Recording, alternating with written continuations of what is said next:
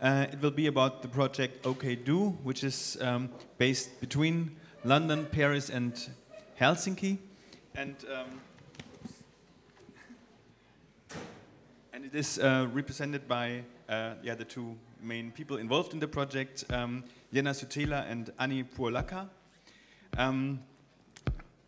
Both studied graphic design or things related to graphic design in Helsinki. I studied graphic design. And you studied at the Media Lab in Helsinki. So, but they both, in the meantime, also work as writers, journalists, and working on OkDo as a project, which was published last year also in a book, which is in the exhibition, but also here. I think you will also read from it. And yeah, thank you very much for being here. Yeah, thank you.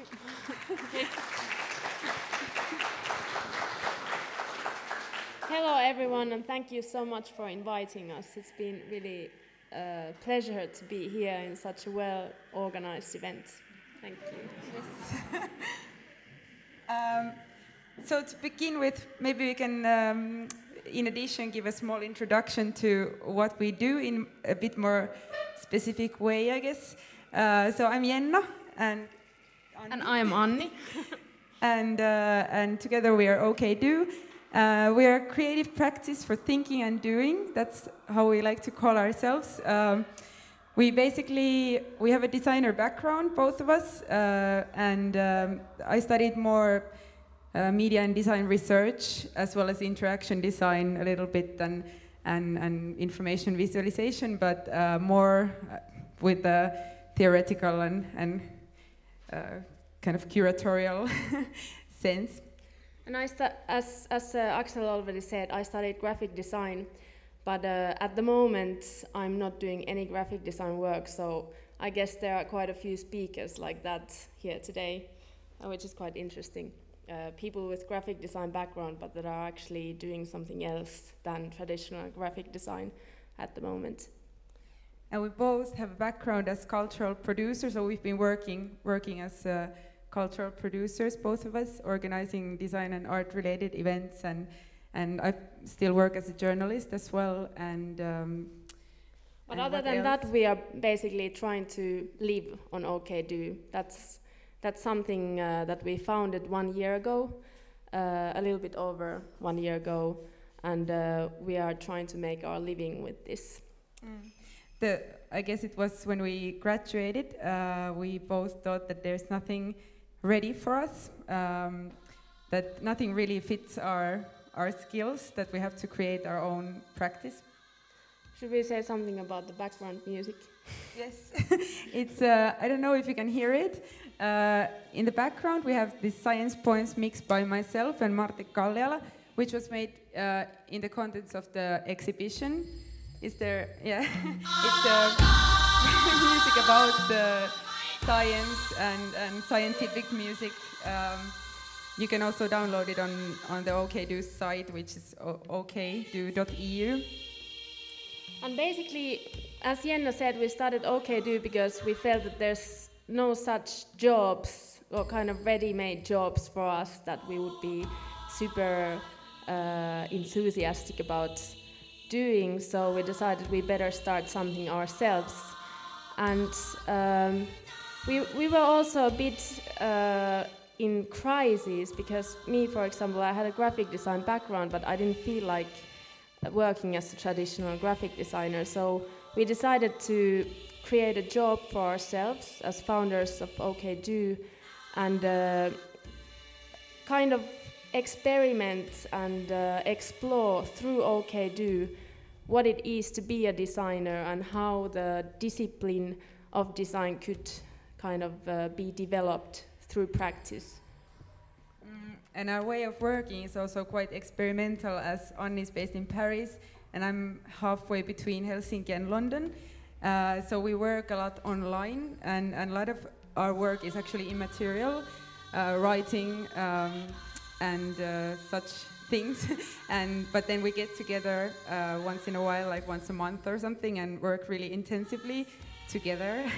And also, so we kind of like think that we're doing these existential experiments all the time through these different kind of difficult ways of working, but living as kind of contemporary individuals and according to what feels kind of right for us and our living circumstances, and trying to create some kind of a culture around it maybe, and yeah, test. This is a diagram that we constructed in the beginning when we started, and actually it needs some updating now, but it gives quite a good idea about what we thought when we put up OkDo. We wanted to work in many different areas. We wanted to write about design, to curate events, discussion events and exhibitions about design, but also design in other contexts, and design in collaboration with other disciplines.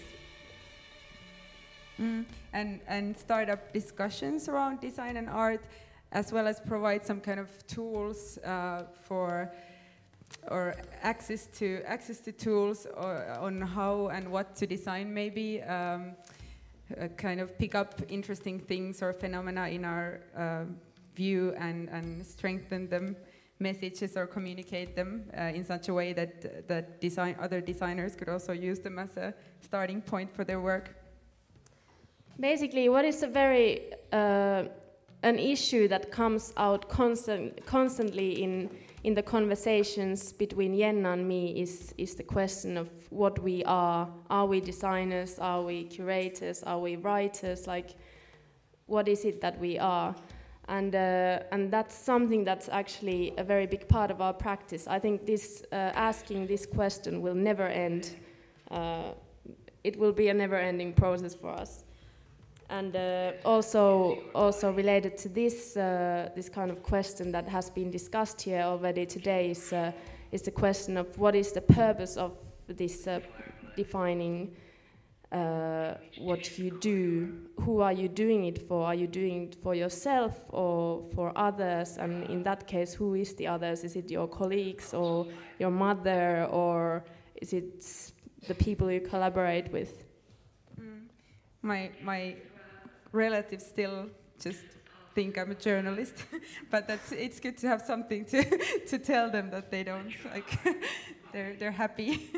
Yeah, designer is a comfortable but at the same time such a disturbing word, because it can be anything, but at the same time, yeah, it's a difficult word while it's so easy. Then should we move on? Stream. So basically, the question, it was actually interesting today when Axel presented the idea of the event. You mentioned that there should be in museums, or at least we got translated like this, that in museums there should be a room in between art and design section. And, or in universities, or in general. Yeah.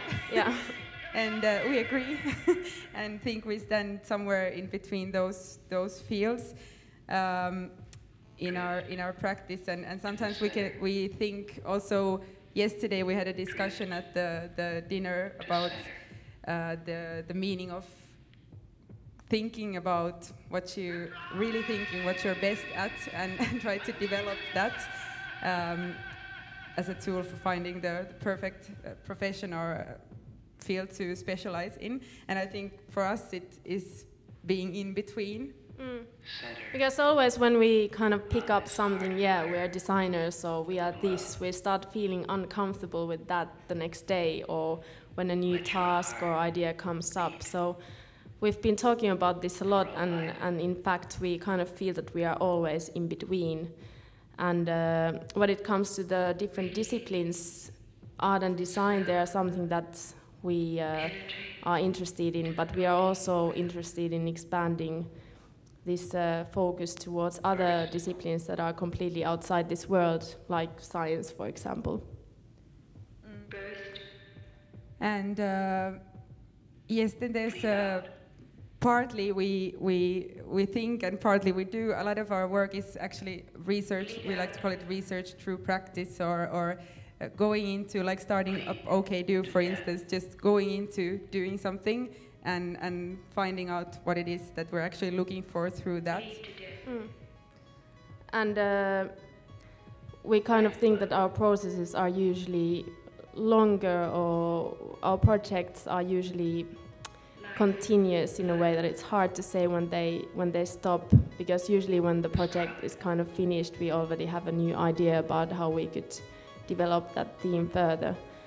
And then the studying and teaching is a very important aspect of our work as well, because we can't really say that we are ready, like OkDo is not ready, and we don't know what we are, and we also like to tell everyone, also the kind of, you could call them clients, so we actually prefer to use the word collaborator. We like to tell them that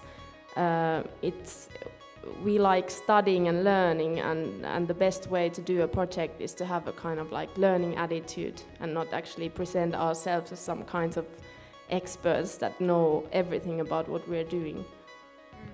This year we're actually starting our first study course at the local university in Helsinki, University of Art and Design, so we're going to, I think, tackle similar topics as today and learn with the students and try to teach at the same time. So we're really the school of life would probably describe best what we do. Yeah, literally back to school.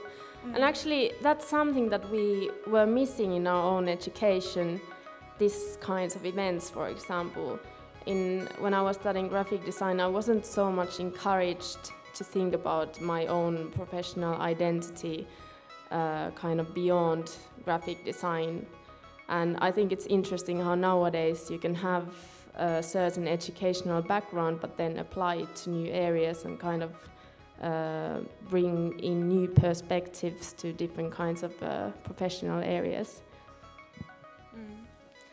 We just, one of our collaborators wrote a story about this new educational institution called Monitor Memex in Antwerp at the St. Lucas Academy of Art and Design, and Boy Vereken, who was teaching there, was talking a lot about œuvre, finding your own body of work in a meaning of the word that artists often use, and that's something that definitely is interesting in terms of design education and arts education, and we find that at least what we've learned from this school, it's the direction is really good or interesting, that people actually reflect on that during their studies. Yeah, one kind of dilemma that we are facing all the time is that where we are in between generalism and specialism, because there's always, with generalism, we kind of see ourselves as generalists more than kind of experts in some kind of a narrow focus. But there's always a danger with generalism that what if you don't know enough about anything, really? You kind of know a little bit of everything, and you are making these collages and bringing information from different sources together. But it's an interesting question of what kind of knowledge does a generalist produce to the society, and so on. So that's something that would be maybe interesting to discuss here as well after our presentation, like what do you think about this? And maybe sometimes you think that maybe the designer mindset that we both have is about being a little bit pragmatic at the same time. While you can dream and imagine, or at least designers should, in our opinion, have some kind of strategic tools, pragmatic tools, maybe more also information about the society, so that you could kind of apply your ability to dream and imagine, your creative abilities to the society at whole.